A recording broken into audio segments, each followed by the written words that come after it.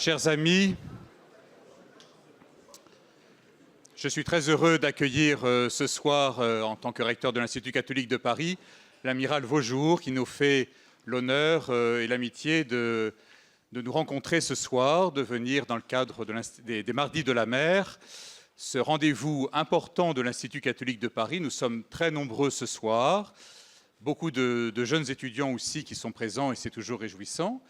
Et non seulement nous sommes nombreux ce soir ici dans cet auditorium Georges Bernanos, mais nous sommes nombreux aussi en ligne, puisqu'il y a plus de 250 personnes qui nous suivent dans le même temps. Donc une assemblée nombreuse dont nous nous réjouissons.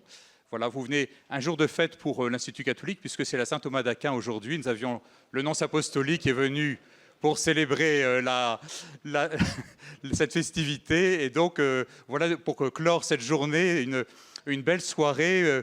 Nous allons naviguer avec vous. Vous allez nous présenter, je crois, amiral, les enjeux de la Marine nationale aujourd'hui. Nous sommes évidemment très, très intéressés, très, très impatients de vous écouter. Merci beaucoup d'être là.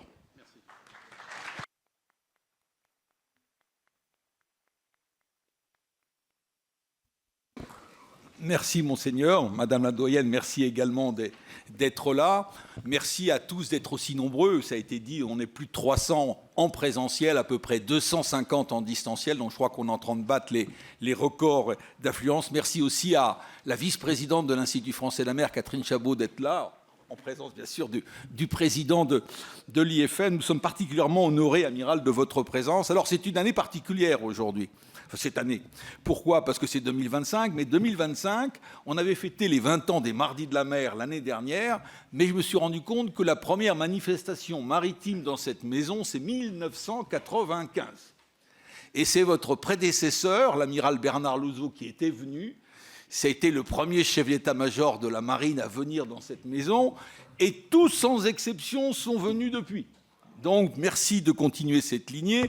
Alors, d'ailleurs, c'était assez émouvant parce que l'amiral Louzeau était venu à pied. Nous étions en décembre, le 5 décembre 1995. Il y avait un mouvement social assez dur, avec des grèves de transport difficiles. Et donc, l'amiral Louzeau, qui intervenait en plus dans le colloque sur la pathologie du sous-marinier, c'était un colloque international sur l'homme, la santé et la mer. Donc, merci de respecter cette tradition. Il y a des liens qui nous unissent depuis longtemps. Il m'est arrivé, sous forme de boutade, de rappeler à certains recteurs, pour justifier un petit peu le fait mer chez nous, que finalement la marine a été recréée par 2 cardinaux et que les premiers chefs d'escadre, je pense à Monseigneur de Sourdis, archevêque de Bordeaux, Monseigneur de Beauve, archevêque de Nantes, était en quelque sorte dans les 2 compartiments. Et d'ailleurs, je vais travailler récemment là-dessus, c'était une belle entreprise œcuménique parce que les meilleurs marins du temps étaient de surcroît des protestants et tout ça se passait très bien. Tout ça se passait très bien. Donc merci beaucoup de votre présence à un moment où votre parole est comptée. Et comme toujours, le président de l'Institut français de la mer, donc notre ami Eudes Riblier, va nous faire une présentation de vous, de votre carrière, de manière toujours un peu personnalisée. Merci Christian. Amiral, vous êtes un ancien de l'école navale. Ça n'était peut-être pas la voie familiale la plus logique vous concernant. Lors de votre campagne d'application à bord de la Jeanne d'Arc, vous naviguez en mer de Chine où vous voyez des îlots alors inhabités qui depuis ont pas mal changé.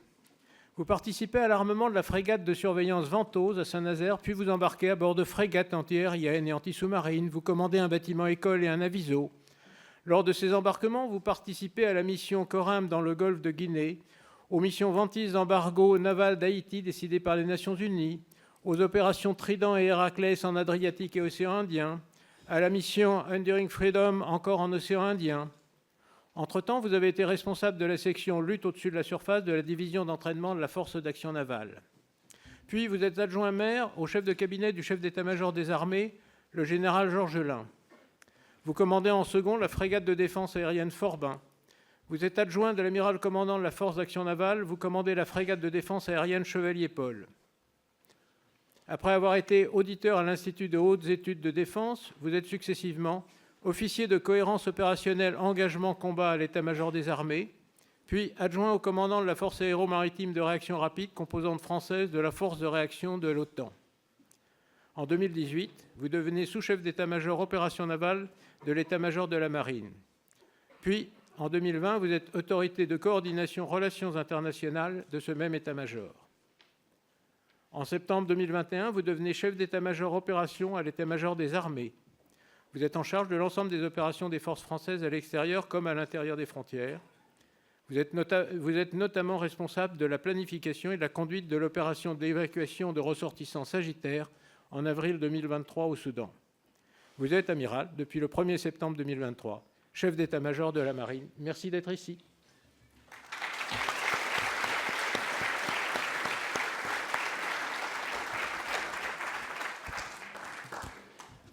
Merci infiniment de m'accueillir ici à la Cato. Alors j'avais l'habitude, quand j'habitais dans le 5e, pas loin, de passer devant et de voir mystérieusement cette cour qui était ouverte depuis peu, mais que je ne connaissais pas de l'intérieur, donc c'est une bonne occasion. Je voudrais rebondir d'abord sur les 2 présentations qui ont été faites. Effectivement, j'ai été en mer de Chine méridionale en 1993 sur la Jeanne d'Arc, et à l'époque, quand on passait dans les îles qu'on appelle les Spratley, eh ben, effectivement, c'était inhabité. Aujourd'hui, la vraie différence, c'est que quand vous rentrez dans les Spratley et dans la fameuse ligne des 9 traits, vous avez un bateau chinois qui vous dit « Bienvenue en Chine ». Je viens sur le 2e point qui est effectivement la Marine nationale.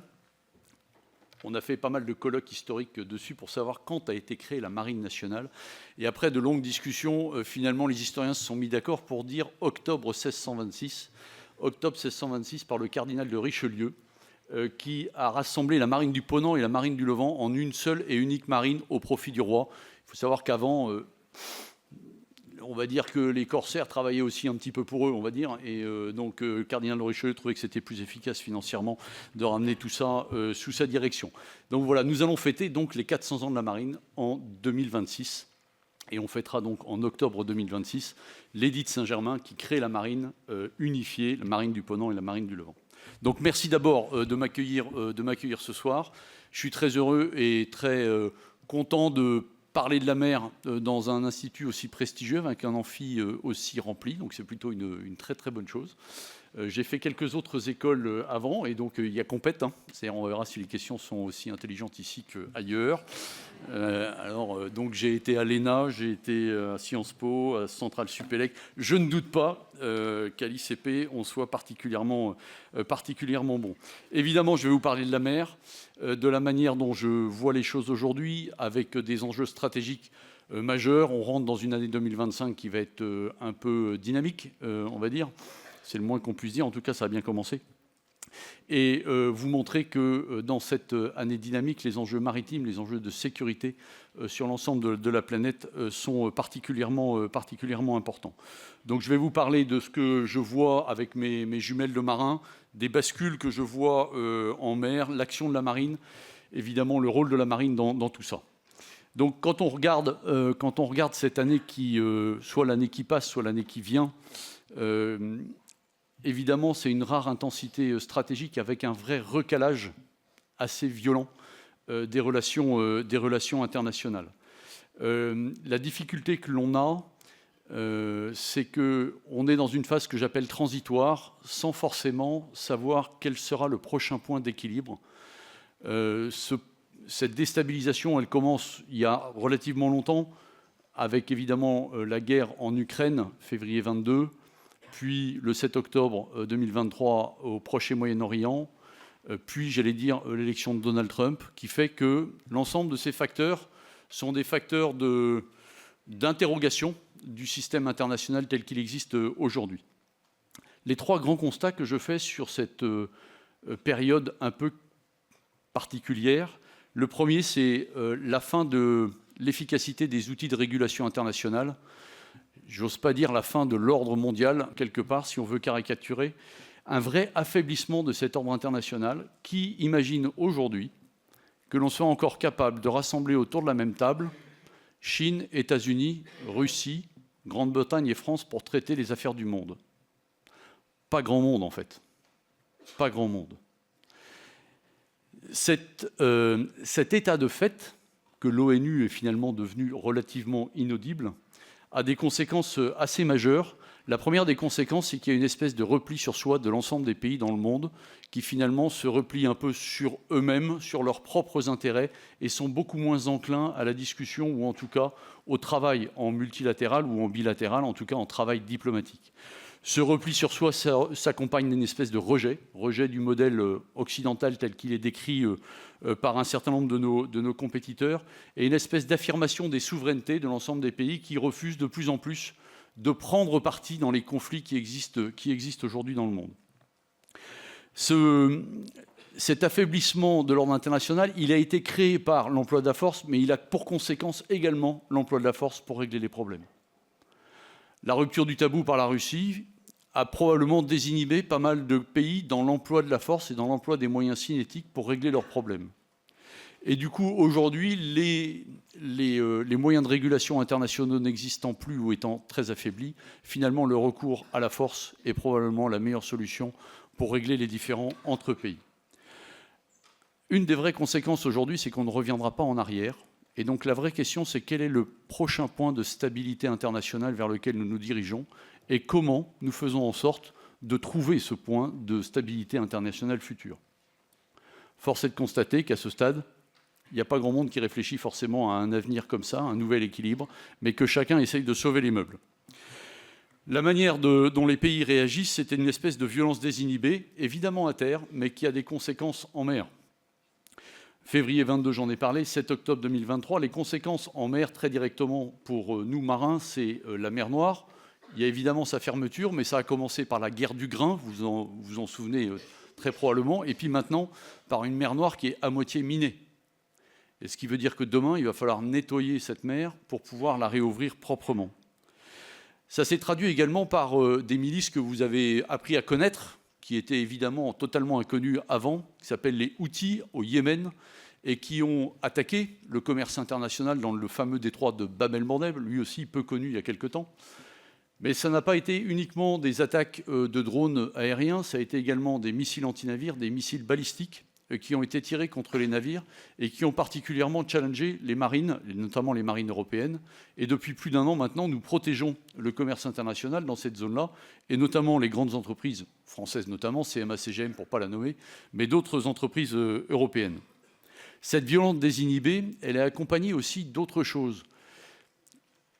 L'emploi de la force entraîne l'emploi de la force. Et en fait, de plus en plus, ce n'est pas le choix de la paix qui est envisagé, c'est le choix de l'escalade. Et de l'escalade militaire, de l'escalade dans l'emploi des moyens. Ça avait commencé avec des petits drones en mer Rouge et ça s'est fini avec des missiles balistiques. C'est quelque chose qui est assez marquant et qui nous interroge sur ce qu'est aujourd'hui la puissance.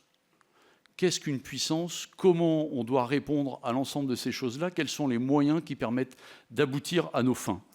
Donc cette notion de violence, d'utilisation de la force, ça a été évidemment sur l'Ukraine et le Proche et Moyen-Orient l'emploi de la force militaire, mais on voit arriver également l'emploi de la force économique, et on peut s'interroger sur les forces démographiques, sur les forces financières, qui sont à l'œuvre également dans l'ensemble du monde.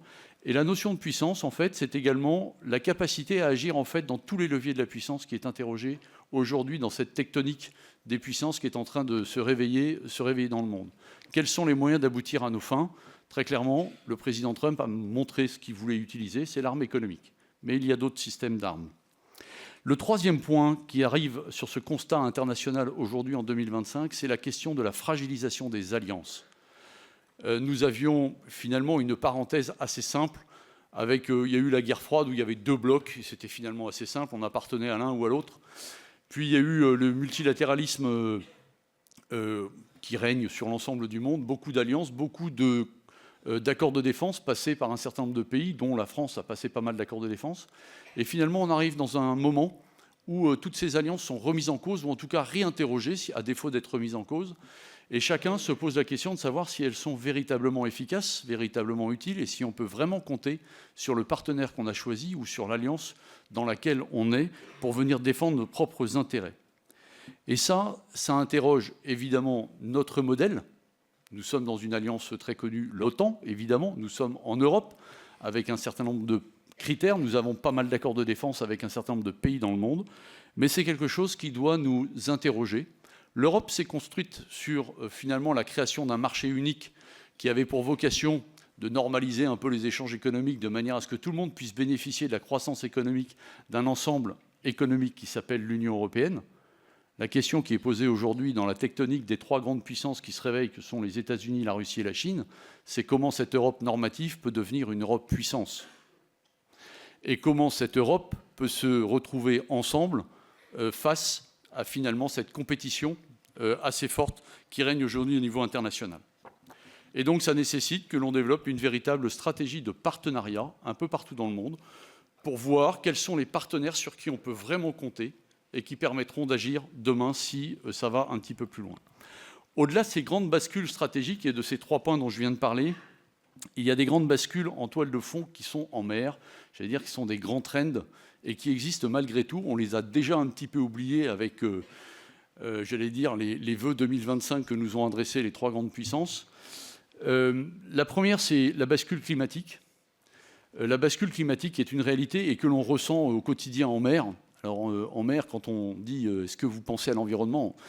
Le marin, fondamentalement, il est dans l'environnement. Quand vous prenez 10 mètres de creux en Atlantique Nord, je peux vous garantir que vous savez ce que ça veut dire que l'environnement, vous savez ce que ça veut dire une tempête, et quand on entend les marins du Vendée Globe, effectivement, qui voient passer les tempêtes, c'est quelque chose que l'on rencontre au quotidien, et dans lequel, des fois, on se sent tout petit. Mais on se sent tout petit avec nos yeux d'Européens. Quand on regarde ce qui se passe dans le monde, et j'avais discuté avec mon homologue du Tonga, qui a vécu le même jour un tremblement de terre, un tsunami et la perte de son câble Internet qui reliait son île à l'ensemble du monde et la submersion d'une île voisine appartenant au Tonga. Là, vous ressentez dans votre chair et dans les intérêts vitaux de votre pays ce que sont les catastrophes climatiques aujourd'hui. Évidemment, beaucoup plus proche de nous, la catastrophe à Mayotte et le cyclone Chido qui a ravagé notre territoire ultramarin, mais je pense également à l'assèchement des réserves d'eau du canal de Panama, parce que vous savez que Panama, en fait, pour passer de l'océan Atlantique à l'océan Pacifique, en fait, vous devez monter dans un lac intérieur et redescendre de l'autre côté. Et pour monter dans ces écluses, en fait, il faut un apport d'eau. Et cet apport d'eau, il vient des lacs supérieurs qui permettent d'alimenter. Et vous en avez tous entendu parler, il y a un peu plus d'1 an, la sécheresse qui avait eu lieu n'avait pas permis d'alimenter les lacs intérieurs suffisamment pour pouvoir maintenir le flux à Panama, qui avait diminué de 50% en raison de la sécheresse et du manque d'eau dans les lacs supérieurs. C'est quelque chose qui nous touche au quotidien et que beaucoup de pays dans le monde vivent véritablement dans leur chair. Notre vision, j'allais dire, européenne du changement climatique est probablement largement en dessous de ce que vivent déjà un certain nombre de pays dans le monde et avec qui nous sommes en contact, puisque une des grandes caractéristiques de la marine, c'est qu'elle est mondiale, parce que nous avons des territoires sur tous les océans du monde, et donc nous discutons avec l'ensemble des marines du monde. La deuxième bascule en toile de fond, c'est l'appropriation des espaces maritimes. Cette appropriation, elle se traduit, et vous le voyez le long de nos côtes de temps en temps, par des champs éoliens qui apparaissent. C'est pas nouveau les champs offshore, mais souvent ils étaient au loin et on les voyait pas. C'était les champs d'exploitation du pétrole. Là maintenant c'est un peu plus proche de nous, c'est les champs éoliens. Alors des fois on dit que c'est pas beau, mais en fait ils sont là et puis ils sont relativement efficaces. Mais ça c'est des usages légaux et entre guillemets, c'est pas forcément extrêmement compliqué, si ce n'est que nous marins, nous assurons aussi un peu de régulation maritime. Et quand vous êtes en Manche, eh ben vous n'avez pas envie que les pétroliers qui passent en Manche viennent s'écraser sur nos côtes, et vous n'avez pas envie non plus qu'ils viennent s'écraser sur les champs éoliens offshore. Et donc nous régulons, grâce à nos préfets maritimes, l'ensemble de ces usages légaux de la mer sous l'autorité du secrétaire général pour la mer. Mais surtout, c'est l'explosion des usages illégaux qui existent aujourd'hui. L'année dernière, la marine a intercepté 48 tonnes de drogue. 48 tonnes, c'est colossal. Il y a une dizaine d'années, quand on interceptait un bateau, quand on avait des coups de bol, 500 kilos, 1 tonne. Aujourd'hui, on intercepte des bateaux, et encore récemment, début janvier, un bateau qui avait 9 tonnes de cocaïne à bord. 9 tonnes de cocaïne, ça représente des sommes absolument colossales. À 70 € le gramme en France, vous faites le calcul. C'est plusieurs centaines de millions d'euros qui sont interceptés. Et cette extension des trafics est une réalité. Alors d'abord, on est bon, donc c'est pour ça qu'on intercepte plus. Mais ce n'est pas que ça, c'est aussi parce que tout le trafic de drogue aujourd'hui est dérouté sur l'Europe. Les États-Unis étant sous l'emprise des drogues synthétiques, les drogues traditionnelles type la cocaïne, en fait, sont orientée sur le trafic, enfin sur l'Europe. Cette appropriation des espaces maritimes, légale et illégale, s'accompagne également de l'utilisation de ces espaces pour mener des guerres hybrides. Et là, vous avez tous entendu de la mer Baltique, où, innocemment, certains bateaux laissent traîner leur ancre sur le fond pendant des centaines de kilomètres. Alors, je peux vous dire que ce n'est pas forcément innocent, parce que quand vous êtes marin, vous savez que l'ancre, a priori, elle n'est pas faite pour traîner par terre, ou sur le fond des océans, où il faut quand même laisser traîner 40-50 mètres de chaîne pour aller racler le fond de la mer Baltique, pour couper les câbles Internet. Et donc, un certain nombre de câbles Internet ont été coupés, effectivement, en mer Baltique. Tout l'intérêt de ce genre de manœuvre, c'est qu'en fait, vous ne savez pas trop qui a commandité cette affaire. Vous ne savez pas trop qui a coupé le pipeline Nord Stream il y a quelques années. En fait, toutes ces choses-là, c'est ce qu'on appelle la guerre hybride, c'est-à-dire c'est de la guerre, c'est sous le seuil de l'attribution. Et c'est-à-dire que vous pouvez faire mal à quelqu'un sans forcément être mis au banc des nations immédiatement. Et il faut reconnaître que c'est assez efficace. Et donc, de plus en plus, les gens utilisent ça pour faire pression sur un certain nombre de personnes. Enfin, en mer, on observe maintenant quelque chose dont vous avez peut-être entendu parler. C'est ce qu'on appelle les flottes fantômes. Les flottes fantômes, en fait, c'est notamment l'utilisation par la Russie d'un certain nombre de bateaux qui n'appartiennent plus à grand monde, ou en tout cas qui sont moins bien référencés, et qui permettent de contourner un certain nombre d'embargos, notamment sur le pétrole, aujourd'hui, et qui sont utilisés, c'est souvent des épaves un peu flottantes, et qui ont des caractéristiques suffisamment particulières pour nous inquiéter, parce que, vous le savez peut-être, le commerce international, et surtout les assurances du commerce international, fonctionnent par l'interdépendance de l'ensemble des assureurs. Un bateau fantôme, aujourd'hui, n'est pas assuré de la même manière. Et ça serait particulièrement compliqué si un bateau de la flotte fantôme venait s'enquiller sur un bateau assuré autrement. La gestion des assurances et des multi-assurances qui existent dans le commerce maritime serait particulièrement déstabilisatrice aujourd'hui. Enfin, ce que l'on peut voir, c'est que par l'émergence de trois puissances qui combattent leur souveraineté pied à pied, la globalisation qui reposait sur la liberté des mers et l'interdépendance économique par les flux maritimes libres d'accès pourrait s'orienter, et c'est un des scénarios que la Lloyd's met aujourd'hui sur la table, vers une régionalisation du transport maritime qui peut rebattre assez considérablement les cartes aujourd'hui des équilibres dans le monde. Voilà, ça c'est pour le constat de ce qui se passe au niveau stratégique, au niveau maritime. Dans cette espèce de panorama, je ne vais pas le dire optimiste, dans cette espèce de panorama assez compliqué, la marine a un certain nombre de missions. Évidemment, la première des missions de la marine, c'est de garantir la liberté stratégique de la France. Et pour garantir cette liberté stratégique, c'est d'opérer la dissuasion. Et donc, ma première mission, c'est de garantir au président de la République l'effectivité, la crédibilité et l'efficacité de la dissuasion qui est portée par la marine. La marine nationale, vous le savez, elle porte deux pattes de la dissuasion. La première, c'est la permanence à la mer de la dissuasion océanique avec ses sous-marins nucléaires lanceurs d'engins. Et la deuxième, c'est la capacité à mettre en œuvre, quand le porte-avions est en mer, l'arme nucléaire aéroportée à partir du porte-avions.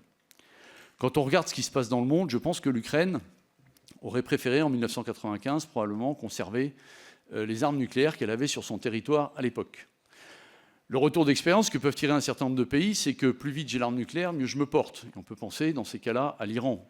Et effectivement, ça pose des questions de prolifération, où finalement, cette arme de dissuasion nucléaire est l'ultime garantie qu'un pays ne sera pas envahi. Et de fait, c'est bien comme ça qu'il faut le voir. Aujourd'hui, ma responsabilité, c'est de mettre à l'eau un SNLE tous les 70 jours, au moins un, en mer, qui garantit en permanence, 7 jours sur 7, 24 heures sur 24, au président, la capacité de frappe en second qui dissuade tout adversaire de s'en prendre à nos intérêts vitaux. Et c'est depuis plus de 50 ans pour la Marine nationale, 56 ans exactement, un effort continu qui nous tire absolument vers le haut, parce que le SNLE est considéré comme l'objet le plus complexe n'ayant jamais été construit au monde. Vous avez quand même une base spatiale type Kourou, qui côtoie une centrale nucléaire et qui côtoie un système d'armes particulièrement performant et qui est capable d'être moins bruyant qu'un banc de crevettes claqueuses au milieu de l'océan. Ma première mission, c'est bien la dissuasion. Ma deuxième, c'est de protéger de la plage au grand large, en métropole et outre-mer, l'ensemble de la France, des Français et des intérêts qui sont évidemment autour de notre pays, avec un acteur tout particulier qui s'appelle le préfet maritime, qui est un amiral, et qui a plusieurs casquettes. Il a la casquette d'opérationnel et une casquette de préfet, sous les ordres du Premier ministre, via le secrétaire général pour la mer, et qui vient garantir que l'action de l'État en mer permet de protéger la France et les Français. Alors de la plage, quand vous voyez des démineurs, c'est des démineurs de la Marine nationale. Quand vous voyez du contrôle des pêches, c'est souvent des administrations de l'État, les affaires maritimes bien sûr, mais également les marins. Quand on sauve des vies en mer, en Manche-Mer du Nord, plus de 7000 vies ont été sauvées cette année 2024 en Manche-Mer du Nord. C'est les marins. Quand on parle de trafic de drogue, c'est dans ce cadre de l'action de l'État en mer, 48 tonnes encore cette année. Et quand on parle de pêche illégale, illicite, nous protégeons nos espaces maritimes, que ce soit en Guyane, que ce soit le long des côtes françaises, en métropole ou outre-mer, évidemment autour de la Réunion et autour de nos îles à Papeete et autres Nouméa, un peu partout dans le monde. Mais c'est également protéger nos intérêts au large, et c'est ce qui nous permet d'intervenir quand on estime que nos intérêts sont menacés, typiquement aujourd'hui en mer Rouge, pour protéger le trafic commercial, où nous avons la permanence d'un déploiement d'une frégate qui vient accompagner nos bateaux de commerce qui vous permettent d'acheter tranquillement vos téléphones portables aujourd'hui ou vos écrans sur les bancs que je vois ici. Il faut savoir que 80% de tout ce que vous avez dans vos mains aujourd'hui sont fabriqués à Chongqing, en Chine, sur le Yangtze. Ça descend le Yangtze jusqu'à Shanghai et ça part en conteneur vers ici vos bancs de l'ICP. 80%. C'est à visiter. C'est une petite ville de 35 millions d'habitants en Chine qui est juste absolument incroyable à regarder et à observer. Voilà, ces trois grandes missions, la dissuasion, la protection et l'intervention sont ce qui fonde mon quotidien dans la marine. Alors la marine, c'est quoi ? La marine, c'est 41 800 personnes aujourd'hui, dont 2800 civils. On parle de marine nationale, on peut parler aussi d'armée de mer, si vous avez des questions sur le sujet. Nous avons deux jambes, l'action de l'État en mer et la marine de combat sont absolument indissociables et complémentaires. Nous avons 4 grands ports, Toulon-Brest, bien connu, Cherbourg-Lorient, des fois un petit peu moins. Je suis le 2e exploitant nucléaire d'Europe, après EDF, ça c'est moins connu. EDF a un peu plus d'une 50aine de réacteurs nucléaires en exploitation, j'en ai 12. Et je suis personnellement responsable devant les instituts de sécurité nucléaire française, civile évidemment, de la sécurité et de la sûreté de leur emploi. C'est 2 sur le porte-avions, 1 sur chaque sous-marin, donc les 4 SNLE plus les 6 sous-marins nucléaires d'attaque que nous avons en France, 12 réacteurs. Je renouvelle 10% de la marine chaque année, c'est-à-dire que je recrute 10%, mais je redonne à la nation 10% également. C'est-à-dire j'en embauche 4000 et j'en rends 4000 formés, compétents, jeunes, motivés, à l'ensemble des industriels de défense qui se les arrachent à la fin. Et donc, je suis une espèce de transformé de Fourier des compétences de la nation. Et il y a un certain nombre d'industriels qui nous regardent de très près, notamment les industries du nucléaire. Ma mission principale, en fait, c'est d'être prêt et de fournir des options au chef d'état-major des armées, au président de la République, en fonction des crises que l'on rencontre, et d'assurer l'ensemble des missions permanentes, dissuasion évidemment, et protection de nos approches.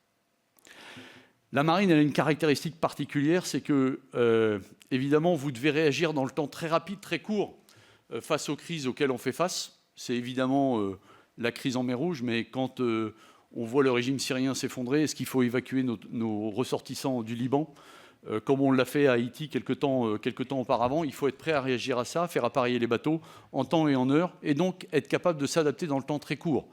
S'adapter aux crises, s'adapter aux menaces. Et on voit beaucoup de drones, la guerre ukrainienne est assez intéressante pour ça. Et donc il faut que l'on s'adapte, adapter nos bateaux, adapter nos modes d'action à l'ensemble de ces choses-là. Donc c'est mon pilier stratégique du temps court, être capable de renforcer immédiatement la marine pour faire face aux crises et renforcer sa combativité immédiate. Mais j'ai un vrai sujet, quand on fabrique un bateau, c'est du temps long à très long. Fabriquer un porte-avions, c'est 6 ans d'études, 10-15 ans de fabrication pour 40 ans d'exploitation. Donc ça, quand vous faites le cumul, vous êtes à presque 60 ans de perspective. Donc aujourd'hui, quand on parle du porte-avions de nouvelle génération, c'est pour une mise en service un peu avant les années 2040, pour une fin de vie en 2080. Donc aujourd'hui, quand on fait des travaux de prospective dans la marine, on réfléchit, c'est quoi le monde en 2080 ? Ça sera quoi les ruptures technologiques en 2080 ? Ça sera quoi un marin à embaucher en 2080 ? Et donc tout ça sont les travaux de grande prospective de temps long et qui nécessitent d'abord pas mal de recherche. Et il y a beaucoup de monde qui s'intéresse à ça et qui nous aide dans ce domaine-là, mais qui nécessitent également de convaincre nos autorités, qu'elles soient politiques, qu'elles soient au Parlement, qu'elles soient industrielles, convaincre qu'il ne faut pas sacrifier le temps long sur l'urgence du temps court. Or, dans notre système national aujourd'hui et dans l'instabilité politique dans laquelle nous vivons, on a toujours la perspective de travailler d'abord sur le temps court avec les effets immédiats pour le gain politique immédiat et d'oublier un peu le temps long. Nous avons une grande chance, c'est qu'actuellement, nous avons le ministre qui a la plus grande longévité pour la marine et pour les armées, ce qui est une excellente nouvelle et qui nous permet de drainer le temps long. Mais c'est absolument essentiel de travailler sur le temps long. Quand on pense industrie nucléaire en France, en fait, on pense industrie nucléaire sur des décennies. Et donc, c'est vraiment comme ça qu'on travaille aujourd'hui en France. Et donc, la marine, tout particulièrement, ce lien avec les grandes ruptures technologiques est absolument essentiel. Aujourd'hui, les grandes ruptures que l'on voit, c'est évidemment l'intelligence artificielle. Vous allez me dire, mais la marine, l'intelligence artificielle. Alors, sachez qu'aujourd'hui, j'ai une quinzaine de data scientists qui sont embarqués avec le porte-avions en Indonésie et qui travaillent sur des data hubs embarqués qui permettent d'exploiter au mieux l'ensemble des data que l'on collecte de mes bateaux de manière à optimiser et à renforcer l'efficacité des bateaux avec ce que j'ai, mais grâce à l'intelligence artificielle. On travaille d'arrache-pied sur le quantique aujourd'hui, puisqu'il y a des outils quantiques qui nous permettent d'avancer et d'avancer extrêmement vite. Et c'est donc là-dessus que l'on travaille avec la DGA, avec les chercheurs, qui permettent d'identifier quelles sont les ruptures technologiques qui seront absolument essentielles de détenir en 2080, encore une fois, de manière à ne pas rater ces virages et à voir comment on avance. Voilà, donc tout ça, c'est pour vous dire où j'en suis. Évidemment, pour ça, j'ai besoin de partenaires. La marine, 40 000 personnes, c'est une grande boutique. Une belle armée, mais j'ai besoin de partenaires. Et les partenariats, c'est d'abord des partenariats opérationnels, évidemment, partout dans le monde. J'ai besoin de partenaires en Europe, j'ai besoin de partenaires dans le monde, de partenaires qui ne pensent pas forcément comme moi, parce que finalement, on a un grand défaut en France, c'est qu'on pense détenir la vérité, comme d'autres pays un peu partout dans le monde. Et donc, on a besoin d'avoir des partenaires qui pensent différemment et qui nous expliquent comment ils pensent, de manière à ce que nous puissions éclairer nos modèles, éclairer notre manière de réfléchir, éclairer nos options stratégiques, de manière aussi à accéder à des théâtres de crise. Si vous n'avez plus de capacité de faire escale, ben vous êtes un petit peu embêté. Si demain la Chine et Taïwan rentrent dans un conflit un peu cinétique, quels sont les pays qui nous accueilleront volontiers si on prend parti pour l'un ou l'autre des camps ? Pas si sûr. Quels sont les partenaires sur lesquels je pourrais véritablement compter en fonction des crises qui peuvent se développer dans le Golfe avec l'Iran, ailleurs dans le monde ? Quels sont les vrais partenaires de confiance ? C'est des sujets sur lesquels on travaille évidemment, on mène une véritable stratégie d'accès pour renforcer la confiance avec nos partenaires européens. Évidemment, les partenaires à l'étranger, que ce soit en océan Indien, en Atlantique Sud, en Indo-Pacifique, évidemment. Les partenariats, ça n'est pas que des partenariats d'étrangers, c'est des partenariats des administrations qui travaillent en mer, évidemment. J'en ai parlé un petit peu tout à l'heure avec les préfets maritimes, les affaires maritimes, la gendarmerie maritime, les douanes, la DRASM, tout le monde. On travaille absolument avec tout le monde de manière à être complémentaires. Personne ne peut prétendre être capable d'agir seul en mer aujourd'hui. C'est le mieux placé au meilleur moment qui ira intercepter le cargo qui est plein de drogue. Et c'est comme ça qu'on bosse avec les douanes. Et ça marche très bien avec l'OFAST. Et c'est évidemment aussi avec les administrations nationales, l'éducation nationale typiquement. On a créé un BTS nucléaire à Cherbourg, c'est en partenariat avec l'éducation nationale. L'éducation nationale trouve ça formidable. J'ai donné du foncier pour créer les murs. Ils donnent des professeurs, je donne des instructeurs spécialisés dans le domaine nucléaire, et ça fait un BTS qui fait du 100% à la fin et qui sont de toutes les façons embauchés. Si ce n'est pas par la marine, c'est par d'autres, mais en ce moment, c'est plutôt 100% par la marine. Donc c'est une très très bonne chose, et c'est des objets qui marchent remarquablement bien. On va rouvrir l'école des apprentis l'année prochaine, école des apprentis du métier du numérique à Toulon, école des apprentis des métiers de l'électricité demain, puisque ce qui nous manque le plus aujourd'hui dans l'industrie, c'est des câbleurs. Des gens qui sont capables de tirer de la fibre optique, des gens qui sont capables de tirer des câbles haute tension. C'est ce qui nous manque au quotidien. Et renforcer les liens avec le monde maritime. Le 4 février, on reçoit à la conférence navale de Paris mes homologues des grandes marines, américaines, britanniques, danois et norvégiens. Et on va se rassembler avec les grandes industries du maritime, CMA CGM, Maersk, les grands assureurs du maritime, pour travailler sur comment améliorer la sécurité maritime un peu partout dans le monde, tous ensemble. Partenariat, c'est quelque chose d'absolument essentiel. L'objectif que j'ai fixé à la Marine nationale, c'est d'avoir une marine forte de ses savoir-faire, on n'est plutôt pas mauvais, rassembleuse de ses partenaires, on a beaucoup de partenaires, des fois pas assez, et surtout redoutée par ses adversaires, et ça c'est absolument essentiel dans un monde où le rapport de force revient au centre des préoccupations de tout le monde. Voilà, audace et agilité, c'est ce que je demande comme qualité à l'ensemble de mes officiers et de mes marins au quotidien pour relever les challenges. Si l'aventure vous intéresse, évidemment, vous pouvez rejoindre les rangs de la marine comme réserviste ou je suis prêt à vous embaucher, évidemment, à la fin de l'ICP. Il n'y a pas de débat là-dessus. Je suis prêt à répondre à vos questions maintenant et je vous remercie pour votre attention.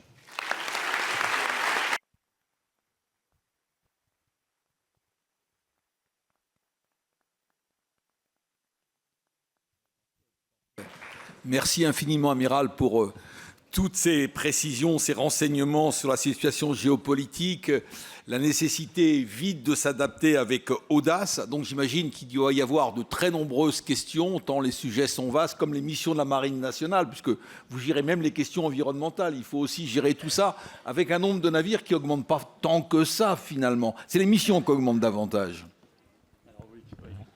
Alors, je peux répondre à cette première question. Est-ce que les bateaux augmentent suffisamment ? Jamais assez, évidemment. Maintenant, on me donne les moyens que le Parlement décide de voter. Et donc, vous savez qu'on a effectivement 10 sous-marins, 15 frégates de premier rang, et on va bientôt acquérir une dizaine de patrouilleurs. Il est temps qu'ils reviennent, les patrouilleurs. On a un petit trou capacitaire. Et typiquement, pour augmenter mon nombre de jours de mer, en fait, on a, sans avoir plus de bateaux, on a augmenté le niveau de disponibilité des bateaux. Donc aujourd'hui, dans la marine, on est à presque 80% de disponibilité de nos 15 frégates, ce qui était déjà, c'est quelque chose de colossal. Hein. Nos amis britanniques sont plutôt à 30-40%. Donc 80%, c'est quelque chose qui est redoutablement bon. Et ça, c'est grâce à nos industriels et à nos services d'entretien des bateaux. Et la deuxième chose qu'on a faite, c'est qu'on a multiplié, pour certains équipages, certains bateaux, on a mis 2 équipages qui permettent d'augmenter le nombre de jours à la mer. Donc avec moins de bateaux, j'arrive à faire plus de jours de mer que certains qui ont plus de bateaux que moi, mais moins de disponibilité et moins d'équipage. Voilà, c'est un des artifices qui nous a permis d'augmenter notre nombre de jours de mer. Mais si vous me demandez si je veux 3 frégates de plus, la réponse est oui, évidemment. Mais que pour ça, il va falloir augmenter un petit peu les budgets. Merci beaucoup. Alors, il y a 2 micros, un côté bâbord, un côté tribord. Donc, merci de lever la main. On va distribuer. Merci de poser des questions courtes. Et puis, l'amiral va essayer de répondre de manière rapide aussi pour qu'on puisse traiter le maximum de questions, tant pour vous qui nous faites la métier d'être en présentiel ou en distanciel. Il y a toujours la gentillesse de vous présenter. Il faut bien porter le micro. Qui veut intervenir? Où sont nos micros? Amiral, pendant que le micro circule, une deuxième question.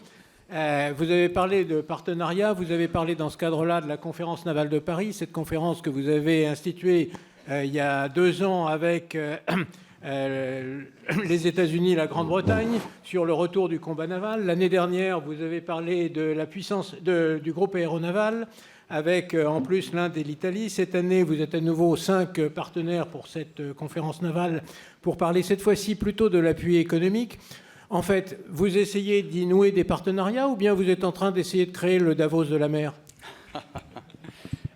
Les deux, mon général. Mais non, de fait, il y a d'abord... Il y a un cœur dans cette affaire, c'est effectivement le triptyque américain, britannique, français, qui sont aujourd'hui ceux qui comptent un peu sur mer, et en essayant de rassembler de manière thématique ceux que l'on a besoin de faire monter en gamme ou dont on a besoin pour bien comprendre l'ensemble des sujets. Quand on a parlé sécurité maritime cette année, on s'est vraiment tourné vers les Danois et les Norvégiens qui ont structurellement, historiquement, etc., de grande qualité dans ce domaine-là, et on veut s'enrichir avec eux et on veut voir comment on peut progresser ensemble. Et on a vraiment besoin d'aller voir tout le monde. L'année dernière, c'était le porte-avions. Ça a été extrêmement bien mené. Cette année, le monde maritime, l'industrie maritime. Et j'espère recueillir pas mal de bonnes idées pour le futur. Et on a quelques idées d'output de tout ça, mais je ne vais pas en parler parce que c'est début février. Philippe Enrat, Académie de Marine.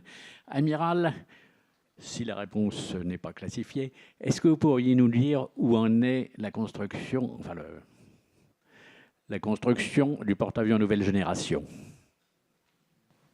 Alors, il n'y a pas beaucoup d'acier encore, hein. Mais ça fait un peu plus de 5 ans que nous menons des études avec les industriels et l'ensemble des parties, des 3 grands industriels que sont Naval Group, les Chantiers de l'Atlantique et Technic Atome. Le design maintenant existe, on sait grosso modo ce que l'on souhaite. Nous entrons dans une phase de négociation, il ne sera pas du tout classifié, dans une phase de négociation avec les industriels pour faire en sorte que les drodons rentrent dans la valise. Et nous irons à la grande décision à la fin de l'année 2025. Donc voilà, c'est des programmes extrêmement ambitieux, évidemment, qui coûtent cher, il n'y a pas de honte à le dire, mais 90% du coût du porte-avions est directement investi dans l'ensemble des industries françaises sur le territoire national. Donc si je veux caricaturer, le porte-avions de nouvelle génération, c'est un plan de relance à lui tout seul. Et ça n'est pas que à Saint-Nazaire ou à Toulon que ça irrigue en fait partout en France. Les hélices, elles sont faites à Angoulême, à Ruelle. Les optiques, il y en a qui sont faites du côté de Grenoble. Les pompes primaires du porte-avions, elles sont fabriquées à Maubeuge, dans le Nord, etc. En fait, tous nos industriels sont impactés d'une manière ou d'une autre par la construction du porte-avions de nouvelle génération. Alors, maintenant, ça va être évidemment une décision politique. Le travail de préparation a été mené. Et puis maintenant, il faut qu'on arrive à le délivrer.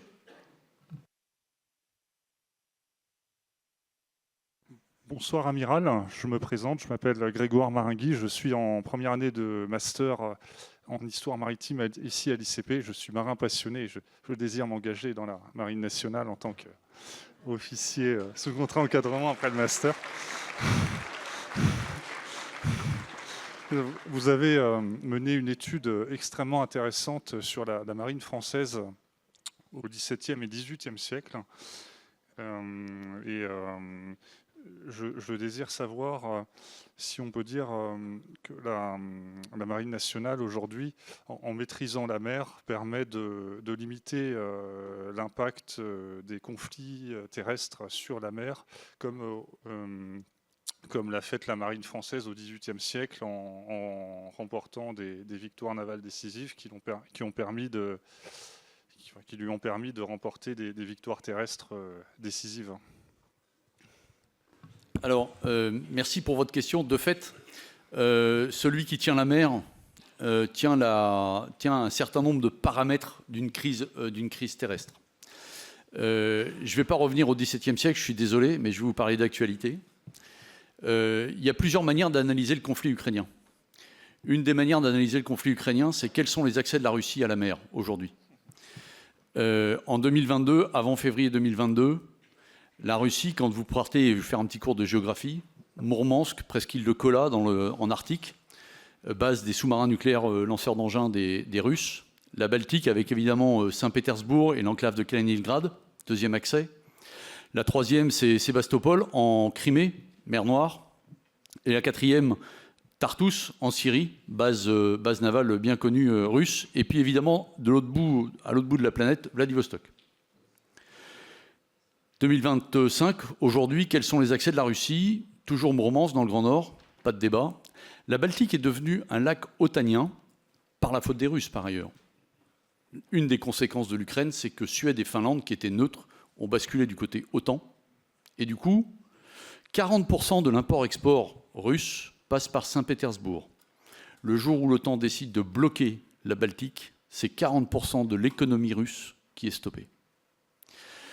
La mer Noire a été fermée par les Turcs en raison du conflit en Ukraine et donc les Russes ne peuvent plus passer au travers des détroit des Dardanelles, tout comme nous ne pouvons plus passer par ailleurs par cet endroit-là. Et la révolution en Syrie a fait que la base militaire de Tartous en Syrie est questionnée.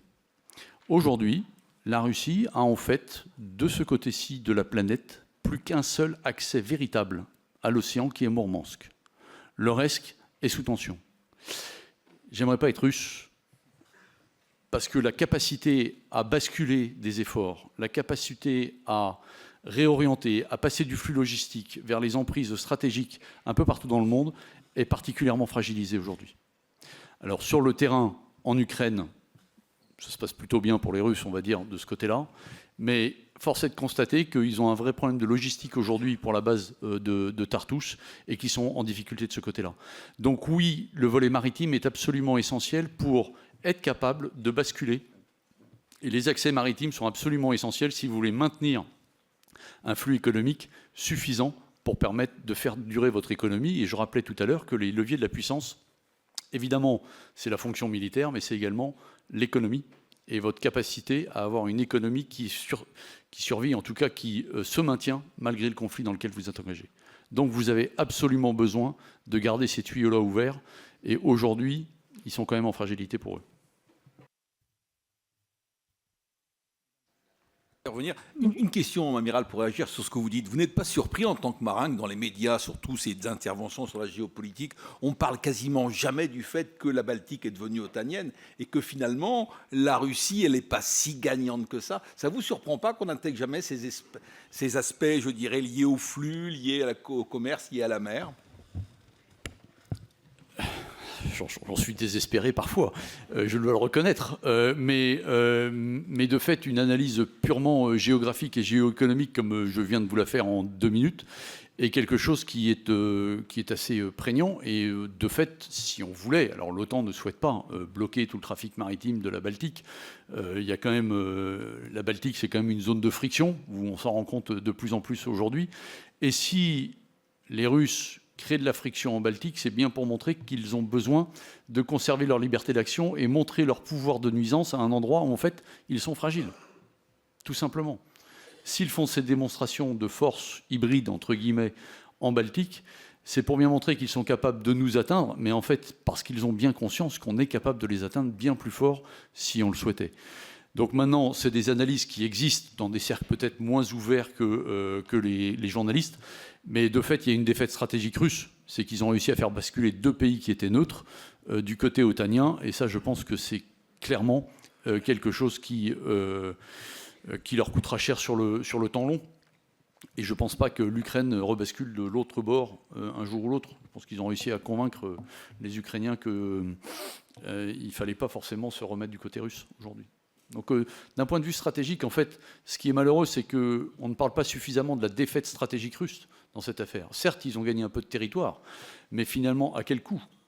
À quel coût stratégique? Objectivement, ça s'analyse et aujourd'hui, il vaudrait mieux développer un narratif de défaite qu'un narratif de victoire. Bonjour, amiral. Donc, Marie de Tsenberg de l'école de l'exploration à Saint-Malo, qui est une école pour explorer le monde depuis la guerre et pour lequel on aura un moment sur la mer et la guerre et la mer et la paix en juin. Donc, j'ai 2 questions pour vous. À court terme, c'est comment est-ce que la marine aide les ports français, y compris les citoyens, les habitants, les acteurs économiques et politiques, au potentiel retour de la guerre demain? Je ne sais pas, imaginons le 22 février ou une autre date, au-delà de que les habitants de Brest se préparent à reprendre des comprimés, en fait. Et au-delà du travail qui est fait sur la marine stratégique et le rapprochement des marines marchandes et navales. Ça, c'est la première question. Et ma deuxième question concerne plus l'Arctique, puisque vous avez une perspective à très long terme. Comment vous voyez l'évolution des relations en Arctique de 2040 à 2080 au vu des différents changements en cours, y compris climatiques? Merci pour ces 2 questions. Alors sur l'Arctique, c'est évidemment une zone qui retient toute notre attention. Ce n'est pas une nouveauté, hein. Il y a eu la marine a des plans, ce qu'on appelle les plans Grand Nord, pour aller regarder ce qui s'y passe, et tout simplement parce que d'un point de vue stratégique, et vous l'avez entendu tout à l'heure, il y a la fameuse presqu'île de Kola où il y a la base de Mourmansk et donc il y a les sous-marins nucléaires russes, et donc on surveille évidemment ces eaux-là de manière à voir comment les Russes bougent en Arctique, de manière à protéger, nous, nos propres déploiements de sous-marins de manière globale. Donc c'est un jeu du chat et de la souris dans le Grand Nord que nous menons au quotidien avec des partenaires pour surveiller un peu l'activité dans cette zone-là et surtout conserver notre liberté d'action, puisque c'est bien de ça dont il s'agit. Après, on a toujours été également intéressé par l'Arctique parce que dans les terres à conquérir, dans les terres, ou plus exactement dans les ressources offshore à conquérir, l'Arctique représente pas mal de gaz, pétrole et autres terres rares qui existent dans les fonds et que chacun veut conquérir, ou plus exactement, chacun essaye de prendre sa part du gâteau et en tout cas se prépare à la fonte des glaces. C'est-à-dire que grosso modo, une fois que les glaces seront fondues, eh ben, ça sera l'exploitation offshore de l'ensemble de ces ressources qui sont dans le Grand Nord. La réalité de l'ouverture des deux passages, nord-ouest côté Canada et nord-est côté russe, commence à émerger, même si c'est encore très limité. Vous le savez peut-être pas, mais la Marine nationale en 2018, si j'ai bonne mémoire, avait fait passer un bateau de la marine dans le passage du Nord-Est, donc le long des côtes russes. C'était le bâtiment Rhône qui était passé. On se dit, c'est facile, pas de problème, la mer a fondu, on peut y aller. Bon, c'était une belle aventure quand même. Et le Pacha, il s'est senti quand même bien tout seul dans ce coin-là. Les Russes n'ont pas tellement apprécié, ça c'est autre chose. Mais en fait, quand vous voulez créer une ligne commerciale, il faut la mer libre, évidemment. Donc quand il y a de la glace, c'est pas si simple. Et il faut surtout des hubs logistiques. Or, cette route-là, en fait, de la Norvège à l'Alaska, en passant par le passage du Nord-Est, il y a un hub logistique qui est une base militaire russe qui n'est pas très accueillante. Donc, objectivement, avant qu'il y ait une ligne commerciale robuste, on n'y est pas encore. Mais ça va arriver, indéniablement, ça va arriver. Il se trouve que le passage du nord-est côté russe est celui qui sera le premier ouvert. Le passage du nord-ouest côté Canada, en fait, il se trouve que les glaces, avec les vents et les courants, se stockent dans les îles et donc on n'arrive pas à passer. Ceux qui font de la croisière touristique sur les bateaux du Ponant font régulièrement demi-tour parce que ça ne passe pas à cet endroit-là. Donc voilà. On prépare malgré tout notre capacité aussi à naviguer dans les glaces. Aujourd'hui, la Marine nationale n'a pas de brise-glace, mais en opère un. Nous sommes armateurs des terres australes françaises dans le Grand Sud, en Antarctique. Et donc, nous faisons le ravitaillement au profit des terres australes françaises, au profit de l'IPEV, l'Institut Paul-Émile Victor, les bases du Mont d'Urville et Concordia en Antarctique, qui sont des petits territoires français. Et donc, on les ravitaille chaque année. Donc, on a toute une filière de commandants qui sont commandants de brise-glace et qui ont reconquéri ce savoir-faire. Ce qui est quelque chose d'important. Si un jour on en a besoin dans le Grand Nord, on a des commandants qui savent naviguer dans les glaces. Maintenant, sur le retour de la guerre, comment on prépare la nation, la population, la France au retour de la guerre? Ça n'est pas que la protection physique des ports. Ça, c'est quelque chose que l'on travaille au quotidien, qui est la protection de Brest, de Toulon, de Cherbourg, de Lorient, etc., qui sont la protection plus des installations maritimes et des installations de nos ports militaires. La question, elle est beaucoup plus large, elle ne concerne pas que la marine. C'est comment on voit le retour de la guerre en Europe, qu'est-ce que ça veut dire aujourd'hui pour notre territoire, comment on prépare la population, comment on donne conscience à la population que quelque chose qui était il y a 10 ans totalement illusoire est quelque chose qui finalement n'est pas si lointain que ça aujourd'hui avec la guerre en Ukraine. Alors je l'ai rappelé tout à l'heure, la première défense et le premier cercle de la défense, c'est la dissuasion. Quelqu'un qui s'attaque à nos intérêts vitaux subirait des dommages totalement inacceptables. Et une bombe nucléaire, c'est effectivement totalement inacceptable. On ne parle pas de centaines de morts, on parle plutôt en millions de morts. Et donc c'est quelque chose qu'une puissance ne peut pas prendre comme risque aujourd'hui, parce qu'ils savent qu'au quotidien, nous avons un SNLE qui est en mer, en patrouille, prêt à répondre aux ordres du président. Évidemment, après, on peut faire face à des menaces qui sont moins du haut du spectre et des menaces hybrides. On fait déjà l'objet d'attaques hybrides dans le domaine cyber, dans le domaine de l'ingérence sur nos territoires d'outre-mer, par exemple, où certaines nations viennent nous titiller à droite et à gauche, sur tout simplement venir pêcher dans nos eaux, etc. Et là, effectivement, nous protégeons au large, et nous protégeons au large en plusieurs cercles. Quand c'est juste de la protection de base, entre guillemets, ça peut être nos patrouilleurs et ainsi de suite. Quand c'est des intérêts ou quand c'est des bateaux un peu plus touchy qui passent le long de nos côtes, on les escorte pour leur montrer qu'on est là et qu'on ne se laissera pas faire. Je parlais de bascule et de perte d'accès russe aujourd'hui, typiquement en mer Noire et en Méditerranée, ce qui veut dire que très régulièrement, en fait, vous voyez dans les journaux qu'il y a des bateaux russes qui passent le long de nos côtes. En fait, il y a une vingtaine de bateaux russes par an qui passent le long de nos côtes. Ça fait un tous les 15 jours quand même. Et donc, un tous les 15 jours, ça veut dire que tous les 15 jours, j'ai un bateau qui escorte le bateau russe pour lui dire « Coucou, ici, c'est chez moi ». Comme le Chinois qui me dit « Quand on passe en mer de Chine, ici, c'est chez moi ». Et donc, on lui montre à la fois qu'on l'observe et qu'il n'a pas le droit de faire n'importe quoi le long de nos côtes et qu'on est prêt à le repousser, seul au besoin, mais avec nos copains aussi de l'OTAN qui surveillent de manière très forte les déploiements des flottes russes en mer, évidemment pour ce qui me concerne, mais des flottes terrestres, enfin des régiments terrestres un peu partout. Chaque jour, on sait combien il y a de bateaux russes en mer et combien il y a de bateaux de l'OTAN en mer. Il y a plutôt plus de bateaux de l'OTAN en mer que de bateaux russes. C'est assez rassurant.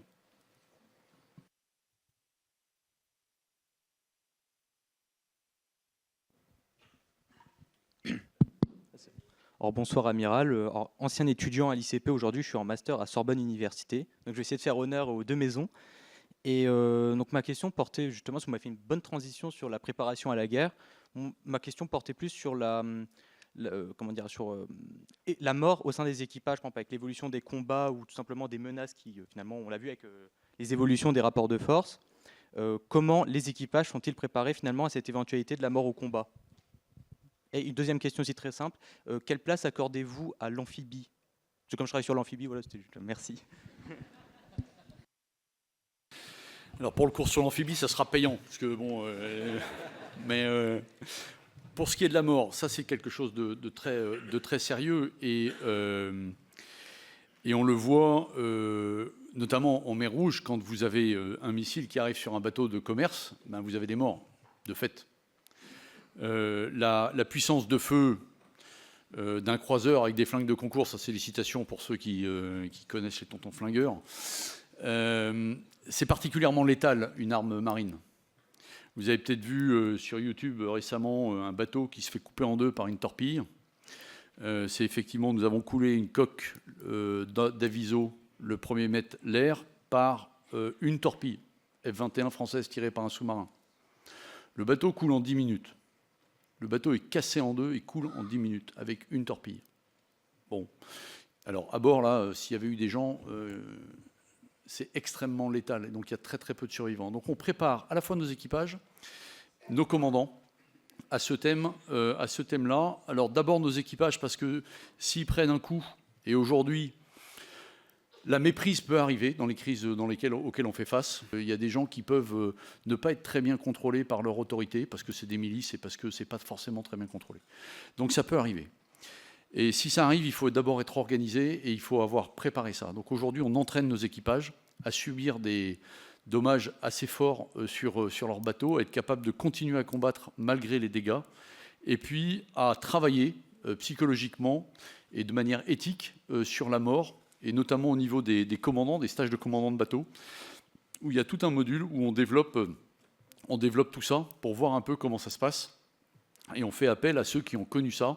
Alors dans la marine, fort heureusement sur les bateaux, on n'a pas eu de mort au combat, mais en revanche, nos forces spéciales ont vécu ça lors de leurs engagements, que ce soit sur l'ensemble des théâtres d'opération. Donc c'est quelque chose que l'on travaille de manière à ce que l'on soit prêt.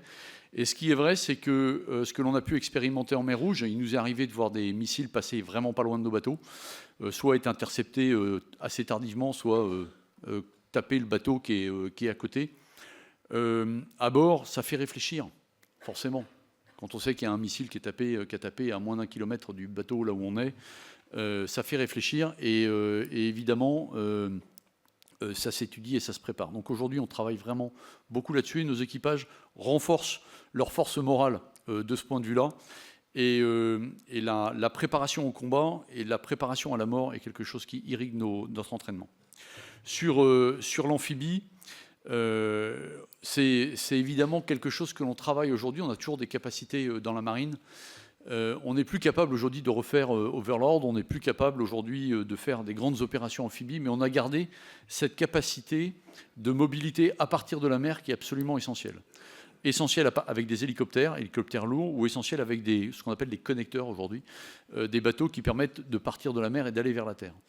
C'est les choses qui sont utiles quand les conflits débordent en mer, vous avez une capacité à agir. Et puis surtout, je vous parlais tout à l'heure des accès.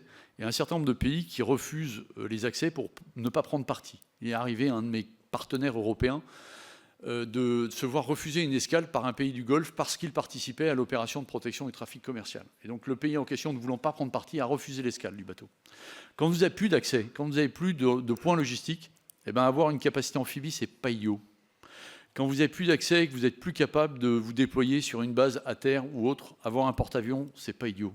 En fait, l'amphibie, c'est un peu l'accès ultime quand vous n'avez plus d'accès. Le porte-avions, c'est votre capacité à pénétrer un territoire quand vous n'avez plus de base aérienne à proximité.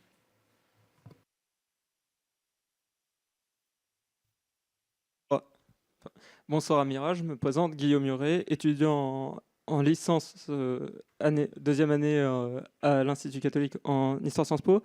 Le secrétaire général à la mer a évoqué une possible capacité d'une flotte auxiliaire et j'aimerais que vous nous détailliez, si vous pouvez, qu'est-ce que vous aimeriez pouvoir faire avec cette flotte et quelles sont les limites que vous voudrez lui donner. Je vous remercie, Amiral. Alors, tout ça vient effectivement du rapport d'un député qui s'appelle le député Schoenvar, député du Var, et qui en fait remet sur le devant de la scène quelque chose qui existait autrefois, c'est qu'il y avait des bâtiments inscrits à la flotte, entre guillemets, qui pouvaient nous aider, des bâtiments civils qui avaient été un tout petit peu modifiés, qui nous permettaient d'agir en mer et d'être utilisés par la Marine nationale au besoin sur réquisition. Il se trouve que tout ça s'est un peu perdu après les multiples réformes, les coupes diverses budgétaires à droite et à gauche, mais qu'on remet ça au goût du jour. Il n'y a pas un mois, j'ai un bateau qui a ravitaillé en mer auprès d'un pétrolier complètement civil, avec aucune capacité particulière. On a rabouté, on a mis des embouts à droite à gauche, et ils se sont arrêtés en pleine mer et ils ont ravitaillé de l'un sur l'autre pour voir comment on pouvait faire et comment on peut recréer l'ensemble de ces choses-là. Donc il y a la capacité de ravitaillement à la mer qui est quelque chose d'intéressant.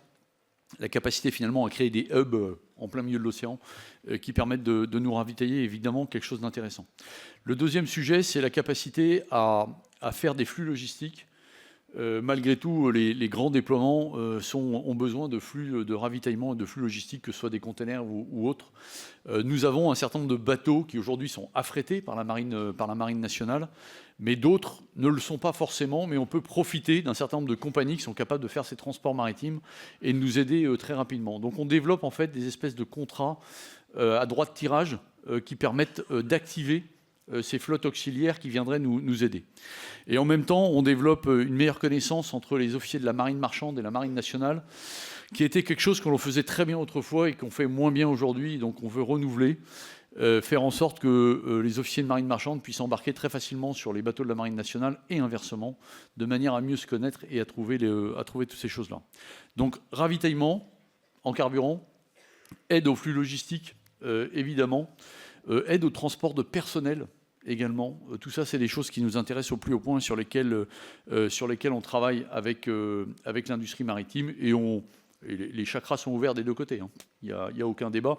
Il faut juste qu'on lance un petit peu et qu'on opère tout ça proprement.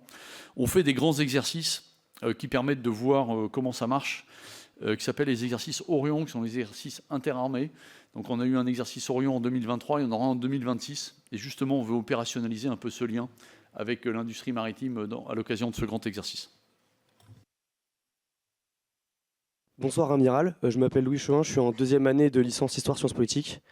Nous en Histoire, on adore le temps long, et vous nous parliez du temps long tout à l'heure pour la marine. La Seconde Guerre mondiale, elle avait vu émerger le groupe aéronaval au détriment du cuirassier comme pièce maîtresse de toute marine de surface.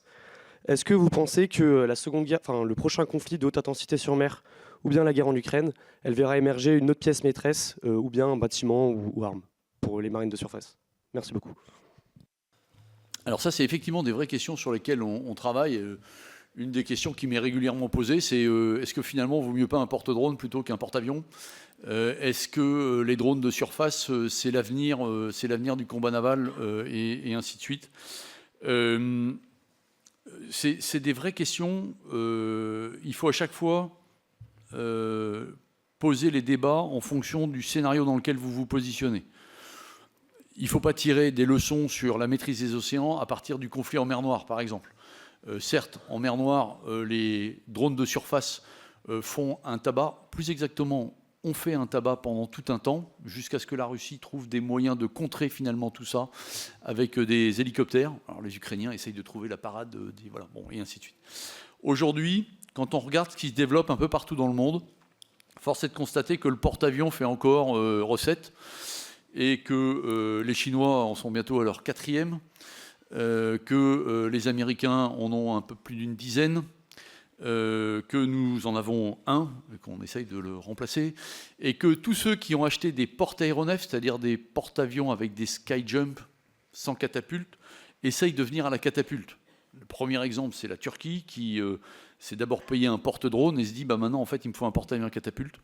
C'est les Indiens qui avaient racheté un porte-avions russe qu'ils trouvent assez moyen, et donc ils ont développé leur propre porte-avions sans catapulte, et maintenant ils veulent aller aux catapultes, et ainsi de suite. En fait, dans tout combat, dans tout conflit, il y a une règle permanente, c'est que vous devez tenir l'espace aérien si vous voulez maîtriser votre espace. C'est vrai à terre, c'est vrai en mer. Et le conflit ukrainien est assez intéressant. Aucun des deux n'arrive à maîtriser l'aérien aujourd'hui, et c'est pour ça qu'on est dans une espèce de guerre de tranchées. S'il y avait la maîtrise de l'air en Ukraine, s'il y avait la maîtrise de l'air en Russie, en fait, on n'en serait pas exactement là. Aujourd'hui, la capacité à maîtriser les airs, que ce soit sur terre ou en mer, est absolument essentielle. Si vous voulez garder votre espace de manœuvre, si vous voulez rentrer en premier dans un théâtre de crise, si vous voulez gagner un combat contre un adversaire, si vous voulez maîtriser votre espace aéromaritime. Quand vous faites une petite planification, et donc que vous vous dites, tiens, je vais rencontrer un ennemi en face de moi, s'il a un groupe porte-avions, je peux vous dire que ce n'est pas du tout la même chose que s'il a une frégate. Le groupe porte-avions, il fait sacrément peur. Et ce n'est pas le porte-avions tout seul. En fait, c'est le porte-avions, ses frégates d'accompagnement, son sous-marin d'accompagnement, ses avions d'accompagnement, notamment les avions de patrouille maritime. Donc aujourd'hui, non seulement l'outil porte-avions, il n'est pas obsolète, mais en fait, c'est probablement l'avenir. En tout cas, c'est le pari que font toutes les puissances du monde aujourd'hui. Et donc, nous ne sommes pas du tout en retard. Nous avons des vrais savoir-faire dans ce domaine-là. Il faut maintenir cette ambition. La rupture qui peut survenir au-delà du porte-avions, c'est la rapidité de l'information, la connectivité et la capacité à partager et à obtenir la supériorité informationnelle. La supériorité informationnelle, elle se conquiert aujourd'hui en augmentant notre capacité à analyser les données dont on dispose sur nos outils, sur les données satellites, les données des avions, des bateaux, etc., à les partager en temps réel et à être capable de les utiliser. Il faut, pour gagner la supériorité opérationnelle, comprendre avant l'adversaire pour décider dans le bon tempo et décider pour gagner et vaincre en mer. Et ça nécessite à la fois des outils de rupture, j'allais dire intelligence artificielle, mais tout simplement des outils un peu plus endurants. En ferraille, là, le porte-avions rentre complètement dans cette gamme-là.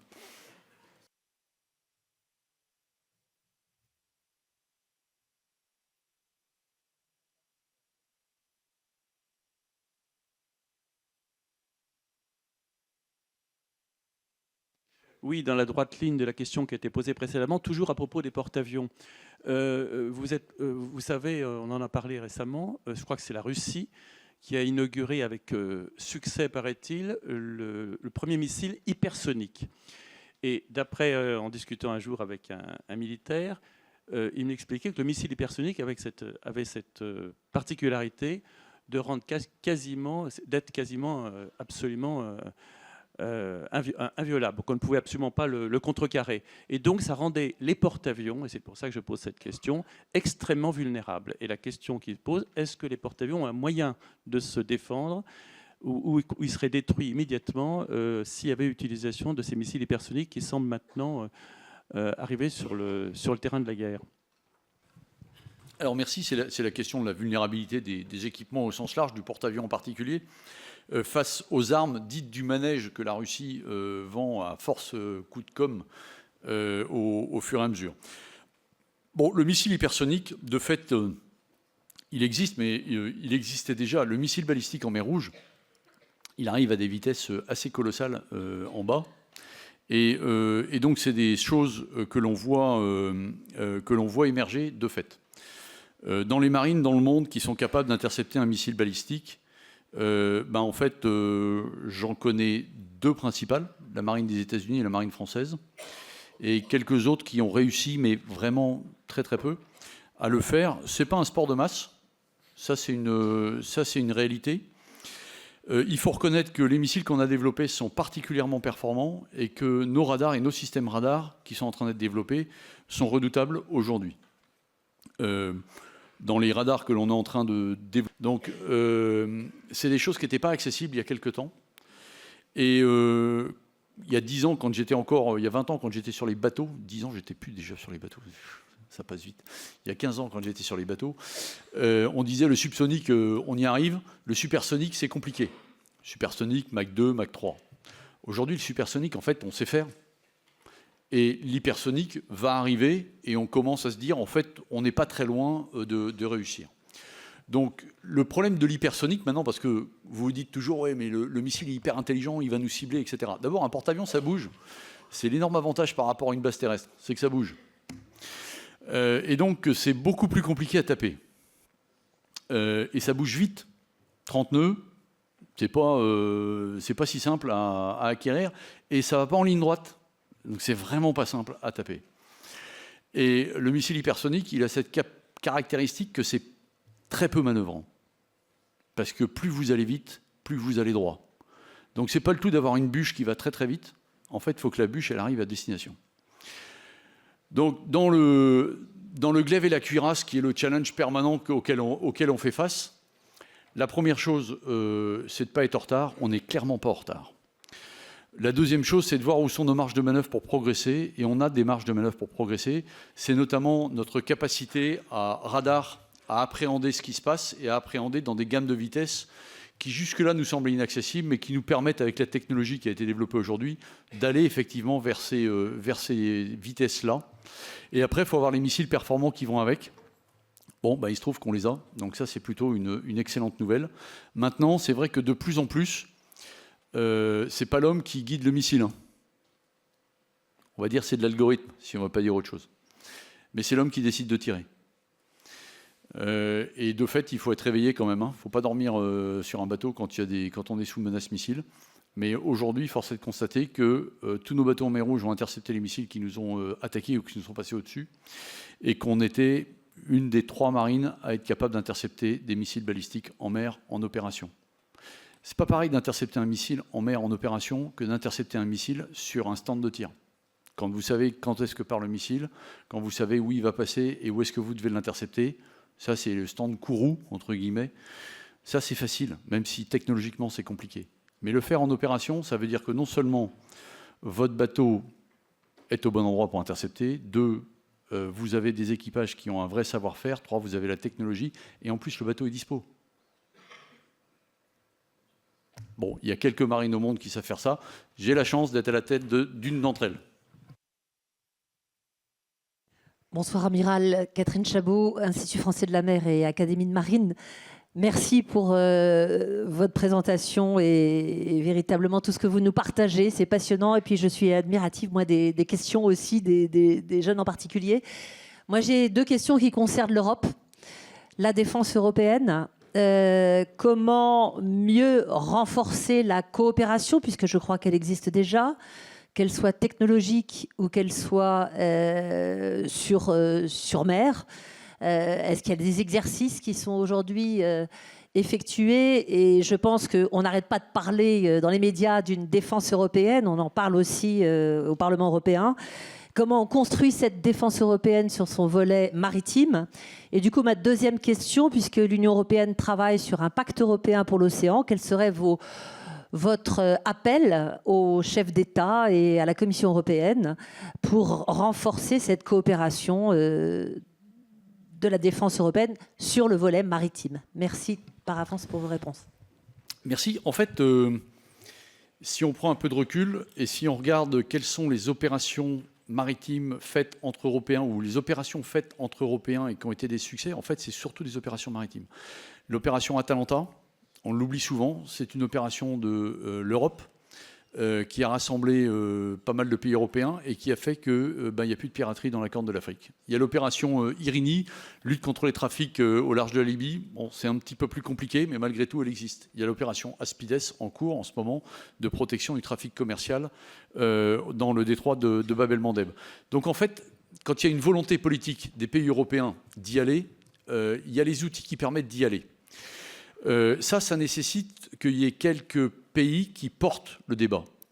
L'opération Aspides, c'est pas un secret, hein, c'est nous qui avons porté ça sur les fonds baptismaux en disant il faut qu'on fasse quelque chose. Et là, quand je parle de partenaires, c'est le chef d'état-major de la marine française qui appelle son pote italien, qui appelle son pote grec, qui appelle son pote machin, et qui dit bon, on fait quelque chose. Qu'est-ce qu'on fait? Qu'est-ce qu'on propose? Et là, on se met autour d'une table.